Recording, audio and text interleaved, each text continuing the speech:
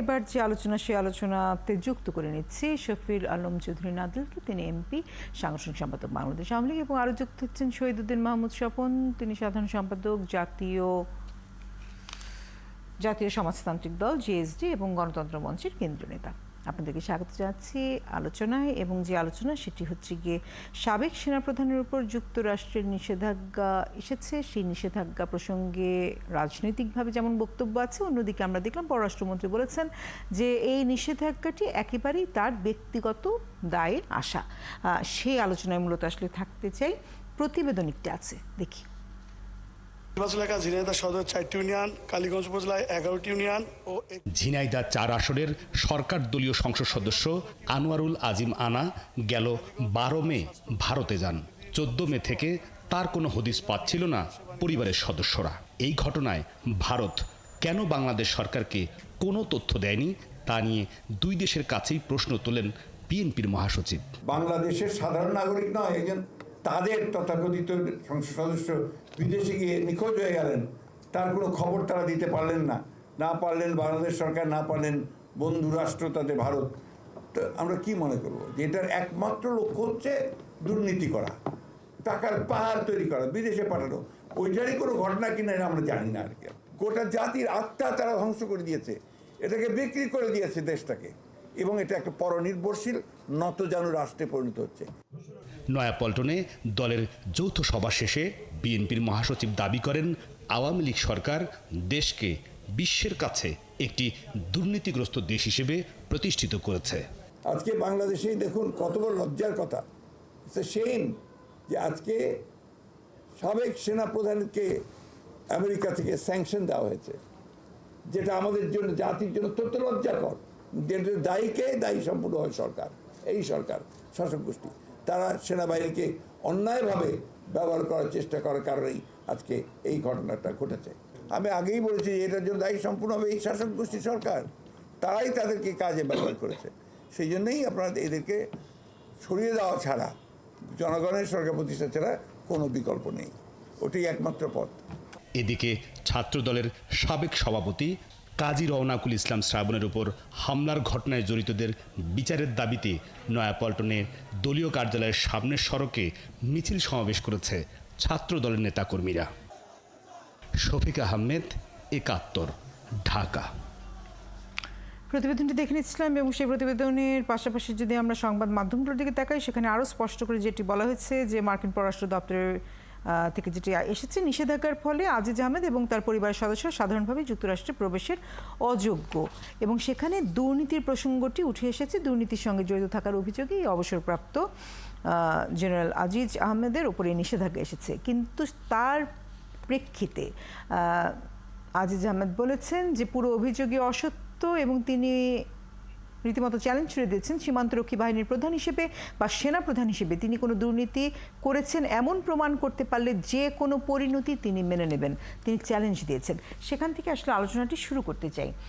শহীদুদ্দিন মাহমুদ স্বপন, আপনার কাছে আসতে চাই। এবং আমরা দেখলাম যে রাজনৈতিক বড় দল বিএনপির পক্ষ থেকে যে অভিযোগটি এসেছে, সেই অভিযোগটি করার মতো অবস্থায় কি আমরা আসলে এখনই আছি, নাকি সব কিছুকে আমরা রাজনীতির আঙ্গিকে দেখে ফেলবো, রাজনীতির লেন্স দিয়ে দেখে তার মতো করে একটি পারসেপশন দাঁড় করাবো, এরকম কি বিষয়গুলো হয়ে যাচ্ছে? ধন্যবাদ আপনাকে। যারা আলোচনায় আছেন সবাইকে শুভেচ্ছা। একটা সময় দিবেন, সেটি হচ্ছে যে বাংলাদেশের যে সেনাবাহিনী পৃথিবীর অন্য 10টা সেনাবাহিনীর মতো নয়। এটি মুক্তিযুদ্ধের মধ্য দিয়ে রক্তের লেখা বাংলাদেশ সেনাবাহিনী তৈরি হয়েছিল। এই সেনাবাহিনীর শৌর্য বিদ্যা সবকিছু মিলিয়ে আমাদের একটি গৌরবের বিষয়, এবং এর সদস্যরাও সেই গৌরবান্বিত, এবং এদেশের জনগণ ভরসা করে, বিশ্বাস করে, শ্রদ্ধা করে সেনাবাহিনীকে। যদিও আমরা নিকট অতীতে বিভিন্ন ঘটনায় বিপদগামী অফিসারের কর্মকাণ্ড আমরা দেখেছি, এরপরও এই সেনাবাহিনীকে আস্থার জায়গা। সেখানে আজকে সেনাবাহিনী সাবেক প্রধানকে নিয়ে যে নিষেধাজ্ঞা দেওয়া দেখলাম আমরা, সেটিতে দুর্নীতি, ক্ষমতার অপব্যবহার এবং তার ভাইদের বিষয়ে সহযোগিতা করা বিষয়ে নিয়ে যেসব কথা বলা হয়েছে। প্রথমত হচ্ছে যে বাংলাদেশের সেনাবাহিনীর প্রধানের প্রতি যে নিষেধাজ্ঞা আসলো সেটি এই দেশের ওনার কোনো ব্যক্তিগত দায় যতটুকু বা ব্যক্তিগতভাবে উনি কতটা ক্ষতিগ্রস্ত হয়েছেন, একই সাথে দেশ এবং এই সেনাবাহিনী পুরোটাই এটা ক্ষতিগ্রস্ত হওয়ার বিষয়। সারা বিশ্বের জনগণ জানলো বাংলাদেশের সেনাবাহিনীর প্রধান এই কর্মগুলোর সাথে জড়িত। এখন যে কথাটি বলতে চাই, এটিকে রাজনৈতিকরণ করতে চাই না, পক্ষ বিপক্ষ কথা করতে চাই না, সেটি হচ্ছে যে আজকের সরকারের দায়িত্ব হচ্ছে যে এই বিষয় একটি সুষ্ঠু নিরপেক্ষ তদন্ত করি, দেশের সম্মান, সেনাবাহিনীর সম্মান এবং আজিজ সাহেব যদি নির্দোষ হন সেটি প্রমাণ করবার দায়িত্ব সরকারের, এবং সে সরকার সেই দায়িত্ব নিয়ে সেই তদন্ত করে সেটি প্রমাণ করবেন এবং তাকে নির্দোষ প্রমাণ করবার মধ্য দিয়ে দেশ, সেনাবাহিনী এবং আমাদের মর্যাদাবোধের জায়গাটা ফিরিয়ে আনবার চেষ্টা করবেন। এই প্রসঙ্গে একটি কথা বলতে চাই, সেটি হচ্ছে যে আমরা যে ফুটেজগুলো আপনি দেখালেন, কথা হলো, আমরা এটি জানি যে আমাদের গণ ম্যান্ডেট ছাড়া যে সরকার আছে, ক্ষমতায় আছেন, এবং তারা, আমরা সবসময় এই কথাটা বলে আসছি যে আমাদের পেশাদার যে বাহিনীগুলো আছে এবং প্রতিষ্ঠানগুলো আছে, কর্তৃত্ববাদী শাসনকে বজায় রাখবার জন্য অথবা বল প্রয়োগের সংস্কৃতি চর্চা করবার জন্য এই বাহিনী এবং প্রতিষ্ঠানগুলোকে আমরা অহরহ ব্যবহার করে আসছি। আর আমি যখন আপনার দ্বারা ব্যবহৃত হব, তখন আপনার থেকে আমি যে সুযোগ বা সুবিধা নেওয়ার বিষয় থাকে সেটিও আমি নিশ্চিত করতে চাইব। ঘটনা যদি সেরকম ঘটে থাকে তাহলে সেটিও অত্যন্ত লজ্জাস্কর একটি বিষয়। আমরা আল জাজিরার প্রতিবেদন দেখেছিলাম, নানা বিষয় কথা ছিল, তখনও এগুলো নিয়ে তদন্ত করতে পারতো, এগুলো নিয়ে জাতিকে স্পষ্ট করতে পারতো। একটা জিনিস দেখেন, মার্কিন যুক্তরাষ্ট্র একটা শক্তিশালী দেশ এবং তার এক স্টেট ডিপার্টমেন্টের একটি বক্তব্য সারা পৃথিবীতে ছড়িয়ে যায়, এবং সেটি কোন প্রেক্ষিতে, কোন বিবেচনায় সেটি দিল, তার থেকে বড় কথা হচ্ছে এটি সারা বিশ্বের মানুষের কাছে পৌঁছে গেছে, এবং এর মধ্য দিয়ে দেশ এবং জাতি আমরা ক্ষতিগ্রস্ত হয়েছি। সরকারের উচিত এই বিষয়ে সুষ্ঠু তদন্ত করা এবং তদন্ত করি তিনি যদি নির্দোষ হন, আপনি আছেন, আপনার বক্তব্য বা আপনার দিক থেকে যেভাবে আপনারা দেখছেন সেটি বুঝে নিলাম। শফিউল আলম চৌধুরী নাদেল, আপনার কাছে আসতে চাই, যে প্রসঙ্গগুলো শহীদুদ্দিন মাহমুদ স্বপন তুলে আনার চেষ্টা করছেন এবং তিনি যে ব্যাখ্যাগুলো দেবার চেষ্টা করছেন সেটিকে আপনারা কিভাবে খণ্ডাবেন? কারণ আমরা দেখছি আজকে পররাষ্ট্রমন্ত্রী স্পষ্ট করে বলেছেন যে আজিজ আহমেদের নিষেধাজ্ঞা একেবারেই ব্যক্তিগত দায়, তিনি কিন্তু এটি ক্লিয়ার করেছেন। ধন্যবাদ।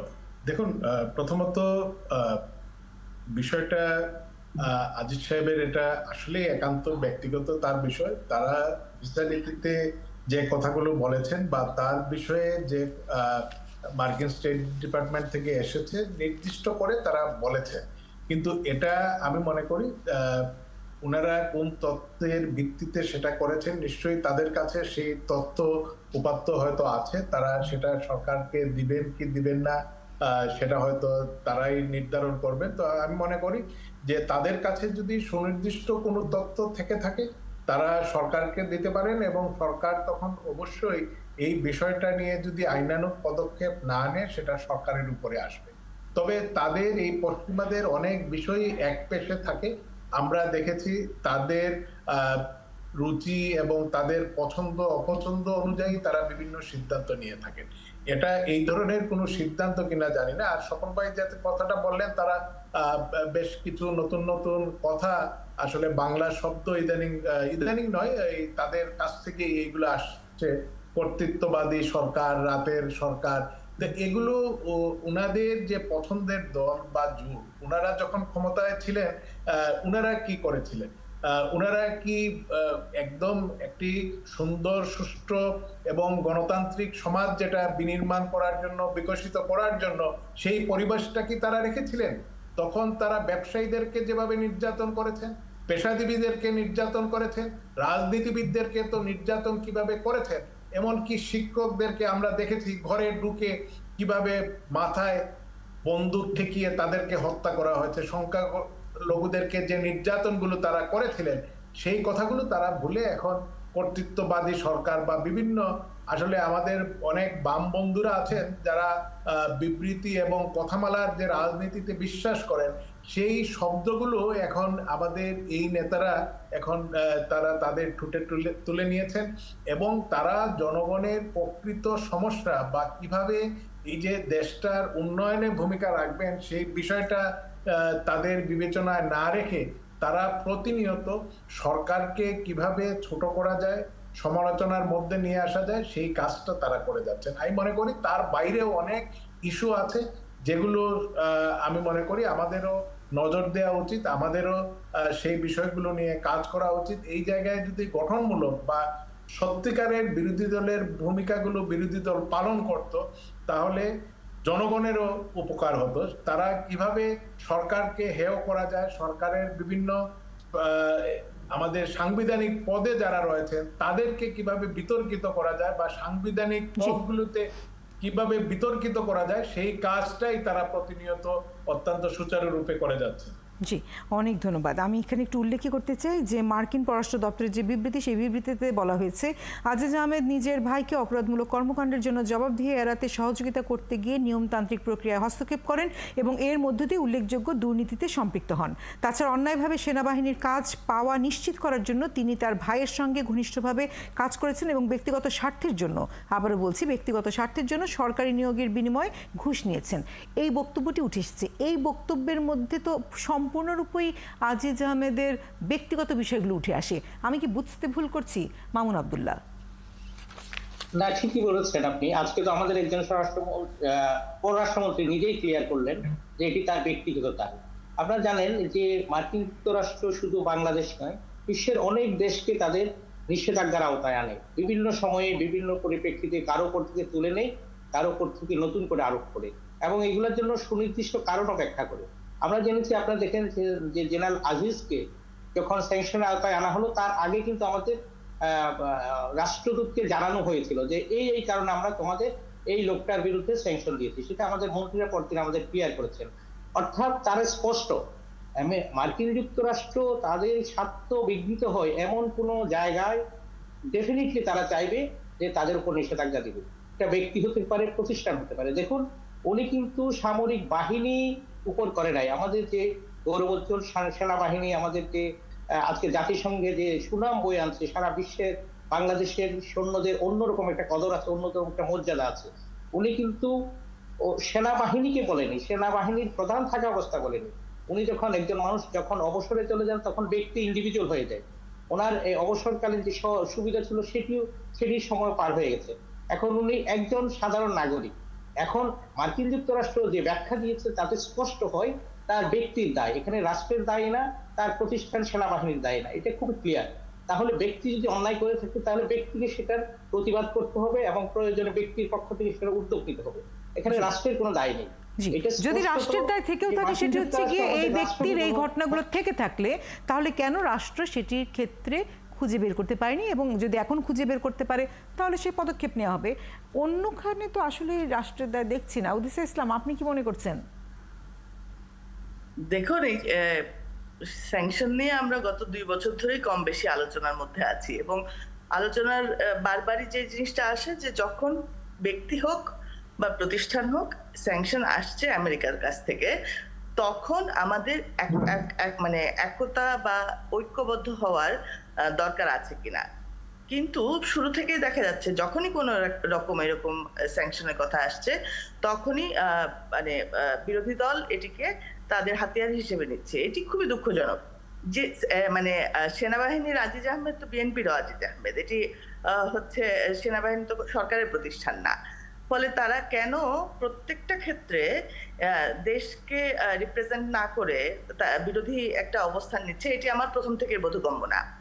আমি শহীদুদ্দিন মাহমুদের কথাগুলো শুনছিলাম, শুনতে তো মনে হচ্ছিল যে হ্যাঁ, আজিজ আহমেদ যদি কোনো যে অপরাধগুলোর কথা উল্লেখ করা হচ্ছে সেগুলো করে থাকেন, তাহলে বিচার যেমন হওয়া উচিত উনি উল্লেখ করলেন, ঠিক তেমনই ওনার উল্লেখ করা ছিল যে আমরা সবাই একসাথে এই আমেরিকার বেছে বেছে স্যাংশন দেওয়া, কারণ দুর্নীতি এ করলে দিব না, বি করলে দিব, এই বাছাইটা তারা কিসের ভিত্তিতে করে? সেই রাজনীতি যদি আমাদের বড় বড় রাজনীতিবিদরা না বোঝেন বা এই বোঝাপড়া না করেন, তাহলে সামনে আমাদের দুর্ভোগ আছে, এবং সেই দুর্ভোগে কে কাটা পড়বে সেটি কিন্তু আমরা এখনো বলতে পারছি না। সবসময় যে এইভাবে ব্যাখ্যা করে ওনারা বলে দিতে পারবেন যে এই দায়ী সরকারের, মানে সেনাবাহিনীর একজন ইন্ডিভিজুয়াল যিনি কিনা অবসরপ্রাপ্ত, তার দায়ও সরকারের উপরে, এটি বলতে বলতে দায় যে কোথায় পড়বে সেটি আসলে আমাদের আগে থেকে বিবেচনা করে নেওয়া উচিত। তা না হলে সামনে সকলের বিপদ আছে। জি, শহীদুদ্দিন মাহমুদ স্বপন, ছোট্ট করে মন্তব্য, 1 মিনিট। না, আমি যে আলোচনাটুকু করলাম, বিপরীতে যে আলোচনাটা হলো, আমার মনে হয় আমি আলোচনাটা বুঝাতে পারিনি। আমি কিন্তু এই দায়টা ব্যক্তি আজিজের যেমন আছে তেমনি বলছি, দেশের মর্যাদাবোধের প্রশ্ন বলছি, আমি দায়ের কথা বলি নেই। দেশের মর্যাদাবোধ, সেনাবাহিনীর যে গৌরবোজ্জ্বল ইতিহাস আছে, তার যে মর্যাদা, আমি কথাটা সেটা না, প্রাসঙ্গিক কথা তো আছেই, অনেক কথাই আছে। মার্কিন যুক্তরাষ্ট্র কি করছে, কেন করছে, এটি তার ব্যাখ্যা। আমি বলছি যে আমার জায়গায় আমি পরিষ্কার থাকতে চাই যে এই ঘটনাটা যেটি দেওয়া হলো সেটি অন্যায়ভাবে দেওয়া হয়েছে, সেটি প্রমাণ করবার দায়িত্ব যেমন ব্যক্তি আজিজ সাহেবের আছে, তেমনি রাষ্ট্র এবং সেনাবাহিনী যেহেতু মর্যাদার প্রশ্ন জড়িত থাকবে, উনি জানতেন একজন মানুষ নয়। এই কাজটি যদি আমার বিরুদ্ধে অথবা জেনারেল আজিজের যে কথাগুলো আসছে, আমি এখনই গ্রেপ্তার হয়ে যেতাম, কিন্তু জেনারেল আজিজের প্রভাবশালী মানুষ দেখে হয়তো সেই বিষয়টা হবে না। আপনি যে রাজনৈতিক প্রশ্নটি কেন আনছি, 2018 সালে এই আজিজ সাহেব সেনাবাহিনীতে কর্মরত থাকা অবস্থায় 18 সালের নির্বাচনের পরে উনি প্রকাশ্য সংবাদ সম্মেলন করে বলছেন ওনার জীবনে এমন সুষ্ঠু নির্বাচন উনি দেখেন নাই। ব্যক্তি হিসেবে উনি করতে পারেন, কিন্তু সেনাবাহিনীর একজন কর্মকর্তা হিসেবে এই রাজনৈতিক মন্তব্যটা তিনি করতে পারেন না। আমরা যেটা বলছি যে এই প্রাতিষ্ঠানিক বাহিনীগুলোর পেশাদারিত্বের বজায় রাখবার ক্ষেত্রে রাজনৈতিক সরকার যদি তাদের পেশাদারিত্বের বাইরে কাজ করবার সুযোগ তৈরি করে দেয় অথবা করিয়ে নেয়, তাহলে যে বিপদটা তৈরি হয় সেরকম একটি বিপদ তৈরি হয়েছে। আমি একটু বলি, মার্কিন যুক্তরাষ্ট্রের প্রশ্নে আপনারা অনেক কথা বললেন। আপনারা বাইডেন প্রধানমন্ত্রীকে চিঠি লিখেছেন, সম্পর্ক উন্নয়ন করতে চান, পেছনের দিকে তাকাতে চান না। লো বলে গেলেন যে সব ঠিক হয়ে গেছে, আমরা সামনের দিকে এগোতে চাই। তাহলে এরকম একটা সুখকর সরকারের সাথে অবস্থার সময় এরকম একটি নিষেধাজ্ঞা যখন আসলো, তখন সেটার ভিত্তি নিশ্চয় আছে, সেই ভিত্তিতে খুঁজে বের করার দায়িত্ব সরকারের সাথে ঘটেনি। জি, মানে সম্প্রতি রাজনৈতিক কালচার হয়ে গেছে, যারা বিরোধী দল থাকবে যদি আমি বুঝতে না চাই তাহলে আমি যতই বলি আপনি কিছুই বুঝবেন না। এখন সেখানে আর কি বলা। শফিউল আলম চৌধুরী নাদেল, আপনার মন্তব্য শেষ করি। শফিউল আলম চৌধুরী নাদেল, মামুন আব্দুল, আপনাকে বলছি যে আমি বলছি যে জি, আমাদের হাতে একেবারেই সময় নেই, এটা বুঝাতে পারবেন না। আমরা তদন্ত করতে অসুবিধাটা কোথায়? প্রেসিডেন্টের একটা বক্তব্য দেখলাম যে গাজায় কোনো গণহত্যা চালানো হচ্ছে না। তারা তো সব জায়গায় তাদের চোখটা তো অন্যরকম, আর বিশ্বের সাধারণ মানুষের চোখ একরকম, মার্কিনীদের চোখ একরকম। যে জায়গায় ব্যবসা আছে, লোভ আছে, ক্ষমতা আছে, যেখানে নিজেদের ক্রিয়ানক সরকার বসানো যাবে, সেই আপনারা মার্কিনীদের সাথে কাজ করছেন না, আপনারা মার্কিনদের সাথে কাজ করছেন না, আপনারা অর্থনৈতিক কষ্টে অনেক কিছু করছেন। তো সুতরাং তারা এমন তাদের সাথে আমরা কাজও করছি। আমরা শেষ করি এখানে। শফিউল আলম চৌধুরী নাদেল এবং শহীদুদ্দিন মাহমুদ স্বপন, আপনাদেরকে অনেক ধন্যবাদ। এই আলোচনা এগিয়ে নেওয়ার কোনো সুযোগ আর আমার কাছে নেই, কারণ একই কথা আমরা বারবার বলবো মনে হচ্ছে। যে যা বুঝি, যে যা বিশ্বাস করি এবং যে যা বলতে চাই, বিশ্বাস করি চাই কি না করি তাই বলবো। কাছে আমরা এখানে শেষ করছি।